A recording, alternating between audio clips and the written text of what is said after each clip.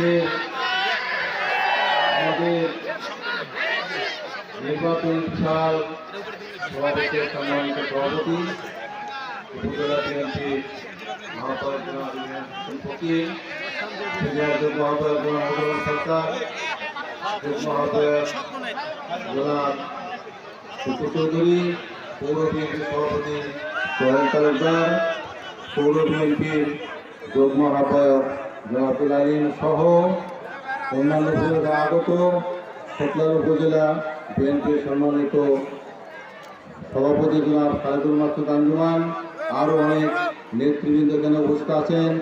সবার নাম বলতে গেলে অনেক সময় লাগবে। সম্মানিত উপজেলা, জেলা এবং পৌর বিএনপি অঙ্গ সংগঠনের সম্মানিত নেতৃবৃন্দ, অন্যান্য উপজেলা থেকে আগত নেতৃবৃন্দ, সদীমণ্ডলী, আসসালামু আলাইকুম।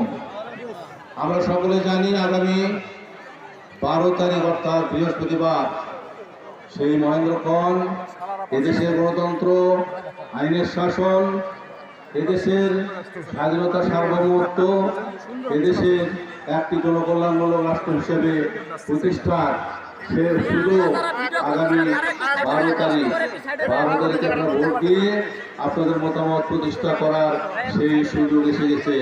আপনারা সকলে জানেন জনাব তারেক রহমান দীর্ঘ 17 বছর পর, 17 বছর আগে দেশে আসতে দেওয়া হয় নাই, দীর্ঘ 17 বছর পর ঢাকার মাটিতে পা দিয়ে উনি দুইটি কথা বলেছিলেন, আই হ্যাভ এ প্ল্যান, অর্থাৎ আমার একটি পরিকল্পনা আছে।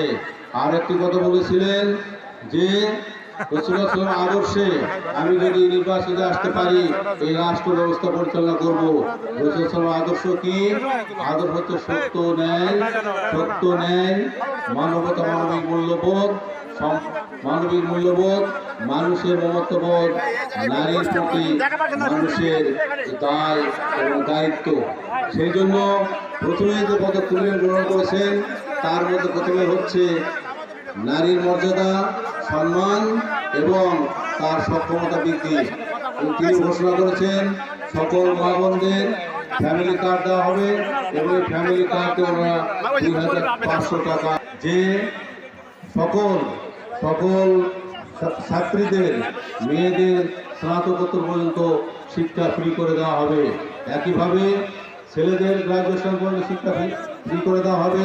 প্রাথমিক স্কুলগুলোতে মধ্যবেলা খাবার দেওয়া হবে, তাদের পোশাক দেওয়া হবে, শিক্ষার মান উন্নয়ন করা হবে, টেকনিক্যাল এডুকেশন হবে, যুব সম্প্রদায়ের প্রশিক্ষণ দেওয়া হবে এবং তাদেরকে দেশে বিদেশে চাকরির সুযোগ করে দেওয়া হবে।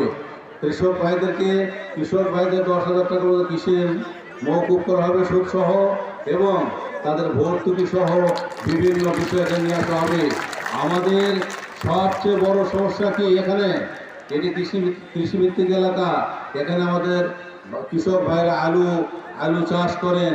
আলু একটি খাদ্য হলেও এটি একটি অর্থকরী ফসল। আলুকে যদি এখানে কৃষিভিত্তিক শিল্পের মাধ্যমে চিপস বা অন্যান্য উপকরণ তৈরি করা যায়, এই আলুই আমাদের এই এলাকার অর্থনীতি চিত্র বদলে দিতে পারে, সকল মানুষকে স্বস্তি দিতে পারে। এই জন্য আমরা আলুর যে ব্যবহার, এই জন্য চিপস ইন্ডাস্ট্রি সহ বিভিন্ন ধরনের কীভাবে ইন্ডাস্ট্রি তৈরি করে এই আলুর যদি আমরা ব্যবহার করতে পারি এবং কৃষক ভাইরা মূল্য পেতে পারি, সেই ব্যবস্থা ইনশাল্লাহ করা হবে। এরপরে স্বাস্থ্য ব্যবস্থা, সকল নাগরিকের স্বাস্থ্য ফ্রি করা হবে, হাসপাতাল, কমিউনিটি ক্লিনিক, ইউনিয়ন ক্লিনিকগুলোকে স্বাস্থ্যসম্মত করা হবে। এখানে তিনটা এগুলো করা হবে। এরপরে আরো অনেকগুলো বিষয় বিস্তারিত নিয়ে এসেছেন তার ম্যানিফেস্টোতে, এবং এই ম্যানিফেস্টো অনুযায়ী সেই কাজগুলো করা গেলে আমাদের দেশ অর্থনৈতিক লাভবান হবে, আইন শৃঙ্খলা উন্নত হবে, ঘুষ দুর্নীতি বন্ধ করা হবে, সন্ত্রাসী চাঁদাবাজি দখল মুক্ত করা হবে, সরকারি অফিসগুলোকে কার্যকর করা হবে এবং নাগরিকের সুযোগটা বৃদ্ধি করা হবে, নাগরিকদের সম্মান মর্যাদা নিয়ে থাকতে পারে সেই ব্যবস্থা করা হবে। আমি আমার বাড়ি এই উপজেলার শেষ প্রান্তে, আমার বাড়ি থেকে আক্কেলপুরের মারমা গ্রাম, এই গ্রাম পর্যন্ত প্রায় 450 গ্রাম আমি 19 দিনে 450 গ্রাম আমি ভিজিট করেছি।